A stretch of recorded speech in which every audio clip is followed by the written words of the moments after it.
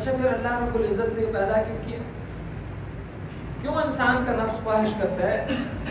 کیوں طرح طرح کی چیزوں کی لذت اس کے دل میں موجود ہے؟ سورۃ آل عمران کے شروع میں زُيِّنَ لِلنَّاسِ حُبُّ الشَّهَوَاتِ مِنَ النِّسَاءِ وَالْبَنِينَ، ایک لمبی فہرست کہ ہم نے انسان کے لیے یہ طرح طرح کے شوق، خواہشات نفس، عورتیں، گھوڑے، مال، سونا، چاندی، ایک لمبی فہرست ذکر کرنے کے بعد فرمایا یہ ہم نے تمہاری آزمائش کے لیے بنایا ہے، یہی تو امتحان ہے۔ دیکھیں اگر کسی انسان کا گناہ کرنے کو دل ہی نہ کرے تو پھر امتحان کس بات کا؟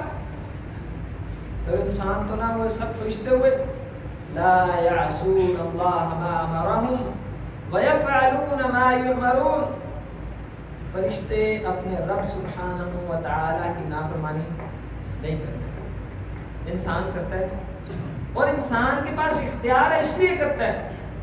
اگر انسان سے یہ اختیار چھین لیا جاتا، کوئی بھی زمین میں اللہ کا نام فرمانا ہوتا، اب انسان کے دل میں یہ خواہش نفس جیسی ایک آزمائش ڈال دی گئی، اور ساتھ فرمایا کہ دھیان کرنا، خواہشات کے پیچھے نہ لگ جانا، اپنے رب کی فرمانبرداری کرنا، اللہ اس کے رسول کی بات ماننا۔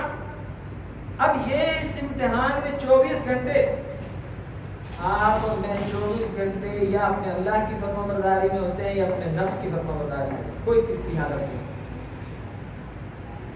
ابن قیم رحمہ اللہ علیہ بلا شبہ یہ جو بڑے بڑے نام ہیں یہ اس لیے ذکر کیے جاتے ہیں تاکہ ہمارے دل میں ان سے محبت پیدا ہو اور واقفیت پیدا ہو۔ روحانیت کے امام ہیں، آپ نے بھی یہی فرمایا کہ زمین پہ لوگوں کی دو ہی بنیادی اقسام ہوتی ہیں، یا اللہ سبحانہ و تعالیٰ کی اطاعت اور فرما برداری کرنے والا، یا اپنے نفس کی بات ماننے والا، کوئی تیسری حالت نہیں ہوتی۔ اور نبی صلی اللہ علیہ وسلم نے فرمایا لوگوں 3 ہلاک کر دینے والی چیزوں سے بچو، ثلاثۃ موبقات یعنی مہلکات، 3 ایسے جرموں سے بچو کہ جو انسان کو ہلاک کر کے رکھ دیتے، تباہ و برباد کر کے رکھ دیتے۔ اگر ان 3 چیزوں کے پیچھے انسان لگ جائے تو نہ اس کا دین سلامت رہتا ہے، نہ اس کی دنیا سلامت رہتی ہے، نہ اس کی عزت سلامت رہتی ہے۔